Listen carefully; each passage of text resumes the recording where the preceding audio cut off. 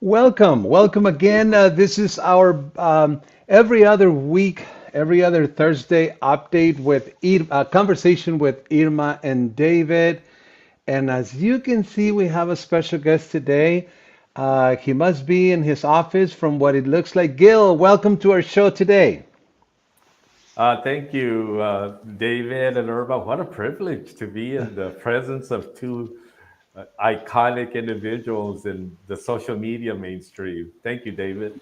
Wow, we have you as the main attraction today. Welcome, Gil. This is the first time you've ever joined our show, and we appreciate it. I know that some people called you like the architect, the creator of this concept of barrio stories, Arizona barrio Yeah, stories. So yeah. I know that the three of us, we talk a lot, we converse a lot, but in public, we almost not always appear Yeah. together. So thank you for joining. Uh, We try to do an update, Gil, Irma and I, every other Thursday, just to kind of tell folks that who follow your platform and ours at mhm. AARP, Arizona Hispanic Connection, about any special things, any events, particularly events that Mhm. are coming down the road. So why don't we ask you, Gil, what's new with the platform? How is it going? How are you feeling? Just give us an update if you don't All mind. right. Got about an hour, right?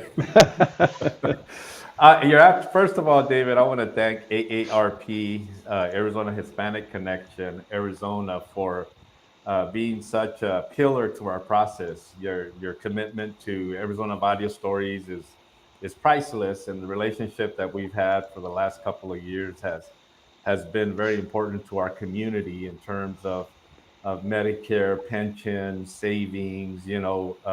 I love how you open up. Some of us will be there someday, right? Right. And I love that. But yeah, Latina, and you're absolutely right. I am the architect of the project. I'm behind the scenes. I'm the framework, and amazing people like Irma Bayan, who really is the public relations face of Arizona Barrio Stories. Her and I work hand in hand 7 days a week, right, Irma? Sometimes till 1, 2, 3 o'clock in the morning, just communicating because there's so many moving parts. It's very important that we do everything. It's very important that we take a comprehensive um, look at how we deliver the stories, right? How the stories are written and what we expect, what those expectations are from story to story. What is it that we want to achieve? And we have Irma, Dr. Jose Leiva, who is another pillar of the process. But believe it or not, the design of this project has been one to make sure that we are being responsible and amplifying the voices of our Chicano culture, right? That comes in diversity, equity, and inclusion to make sure that we're being responsible when we're advocating about the Chicano community and making sure that the individuals that Irma is interviewing, that they're bringing valuable information that our audience is going to learn, right? So we want to make sure that each interview that people come out with a a large source or a large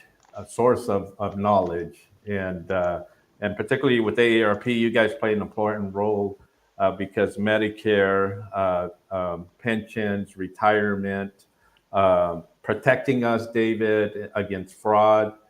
Those are very realistic issues that we're all faced with, right? And so you're part of that big picture. What's new in Arizona Audio Stories? Irma will tell you that every day is a different day with our platform. We every day offers new challenges, great opportunities. There's so many Latino leaders that are just coming up the pipeline in terms of representing our corporations, our educational system, our law enforcement system, city, county. So we try to be very cognizant of that. Um, the Latino Arizona Barrio story recently uh, um, we created a new network called Latino USA TV to kind of give us a wider range and to hit a bigger audience. One thing that we have learned in the last couple of years, David, we have already taped over 300 shows, Mm. and so I might be a little off, right, Irma? Am I pretty close Uh, at 300 last couple of years, more or less? More or less. And yeah, so we believe it or not, we collect all that data. It helps us understand what people are tuning into, and once we understand what they're tuning into, we do a lot more of that. With the Arizona Audio Stories project, we have been focused with the state of Arizona, right? But the numbers have been pushing us. I'm like you, David. I'm a statistics guy, right? I'm a numbers guy. One thing that we have learned from this platform that other states can enjoy what we're enjoying here in the state of Arizona. So with the Latino USA TV platform, it's going to allow us to become global. Number one. Number two, it doesn't tie us down just to one state, right? Like Arizona Audio Stories. So with the Latino Hmm. USA TV, it's going to help us reach a mass audience, and so you'll see us present on Roku TV, Amazon Fire, and Apple TV.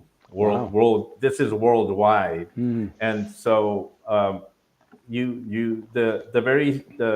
the DNA of our Chicano movement here in Arizona is no different than California, and you're from LA.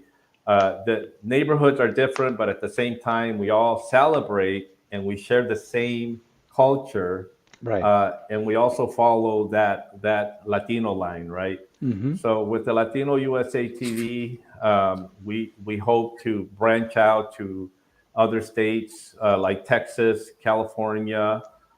Those are the two targets that we have is Texas and California. Uh, Very shortly, hopefully LA and El Paso, Texas. Uh, Latino USA TV. We also will have a presence in Puerto Penasco, Rocky Point. Wow. A lot of us already go to Rocky Point. A lot of our families that go on vacation even own vacation homes and property in Rocky Point. So it's kind of like a stepchild to Mm. Phoenix, right? And so we do have a sponsor who has already committed to uh, um, hiring a couple of local journalists and freelancers that will talk about the indigenous land in Rocky Point, some of the unique aspects about living in Puerto Penasco and why we all go there, right? Hmm. And so, but yeah, it's a very exciting time for us, David. The you know we've been blessed with a wonderful team. We have a total of about eight hosts on our team, Hmm. ranging from community archivist, which is Irma. We have Dr. Jose Leiva, which is a sought after advocate in bringing justice and equity and inclusion to the high schools around the United States. So he travels all over the country. Hmm. We have artists, we have comedians, right? Latino comedians that are well known in the area. They bring that population so that they can also engage in what that looks like with our Latino community. So, and that's what we're So, doing. yeah, so Gil, in short, eventually, will there be like a hub, a place where will that will lead folks to all the different Yeah. platforms, if you will? And if so, what is it? Okay. Good question. I forgot about that. It's going to be our website. Our website is Okay. it's not it'll be live by Monday, David. It's Oh, great. www.latinousa.tv. So what we've done with the website is something very unique. We have built around our host, right? Mm. So in that website, you will see our presence, you will feel the impact of our presence. And the greatest feature on the website, it'll give you direct access to each host. So you click on the hosts tab, and you'll see all the hosts that are on our show. You will learn about Irma Payan and her history, Dr. Jose Leiva. And on that very same website, you will see the live stream of what's playing on our mainstream platforms like Roku, Amazon Fire, and Apple TV. So it will give you Wow. a direct relationship with all the hosts, David. And that was very important to us because uh, that is the fiber, those are the architects of this program, right? We all have different personalities. We're all born differently, and we have an entirely different story.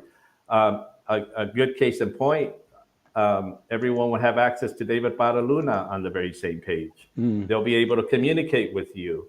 And so it's going to be a one stop shop, and it's going to be designed so that we are able to answer any questions. We're able to educate our audience while they're there.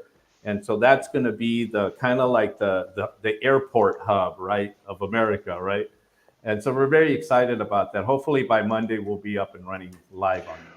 Well, we'll have you again in a few weeks so you can provide us updates on. But this is just amazing infrastructure that you're building, and I said to you many times that we needed a type of a TV channel Yeah. for the Latino community in English. I mean, we have Univision and Telemundo in Spanish, but there's really nothing that focuses 100% on the Hispanic Latino community. You are doing it. I am sold because that's exactly, I told you, I know I said it many times that this is what I envisioned early on when I launched AARP Arizona Hispanic Connection. I am so happy that this is happening. Thank you for everything that you, Irma and Gil are doing. And so because this is supposed to be brief, now let's move on. If you're fine with this, to Irma. Irma, you are announcing a couple of events coming up related to Aguila. Would you mind sharing a little something on that? Yes.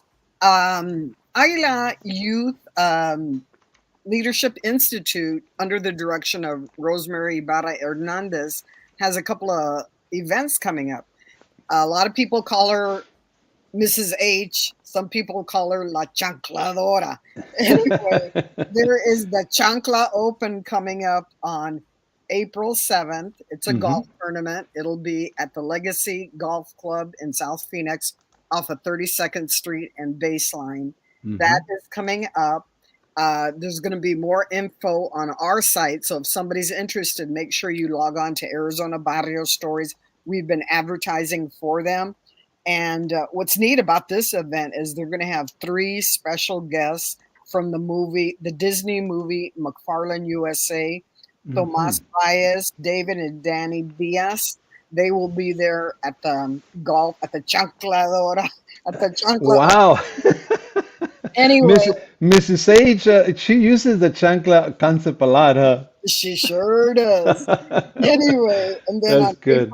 April 19th, there is the 2024 annual gala. The theme is devotion. Mm. Not only are the sponsors devoted and the leadership is devoted, these students are very devoted to helping themselves, and through the guidance of the leadership there. They are going on to college, so they've been devoted to this program, and that'll be April 19th at the Legends Event Center off of 43rd Avenue in Camelback. Starts at 5 o'clock, and again, there'll be more information on our site if somebody is interested. These are major fundraisers, the two of them, and I'm hoping people out there will tap in and can maybe make it to one of these events or to both of these events. Great. Thank you, Irma. I'll just end the update by or the conversation by just saying a little something about what I'm working on. I am working on putting together a lunch and learn in Peoria. I am looking for in touch with an author that we'll ask to talk at that lunch and learn. It'll be on something related to the history of the West Valley. maybe Los Campos around that. Gloria Cuadras is who I'm talking about. She and I are in touch. I'll be actually having a conversation with her today and kind of work on the logistics of that. And then this is going to be in English in Peoria. And I'm also working on a Spanish kind of a lunch and learn as well. But this is going to be very, I think, unique because there is a gentleman that I found who who used to play with several groups of música romántica from the 60s and 70s, Los Freddys, Los Humildes, Los Yonix, Los Muecas, and all that. Those groups that many of more, I guess, Spanish preferred folks like myself. I love that kind of music. I was also pleasantly surprised that even Gil knows those groups and he likes them.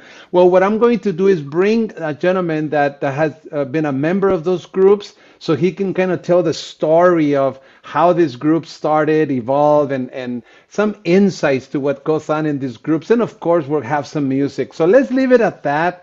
I'm going to thank you both for being with us today. I know it's a little longer, but I think we got a great update from Gil and then the events from Aguila. So thank you very much, and we'll see you in the next show. So thank you, Gil, and thank you, Irma.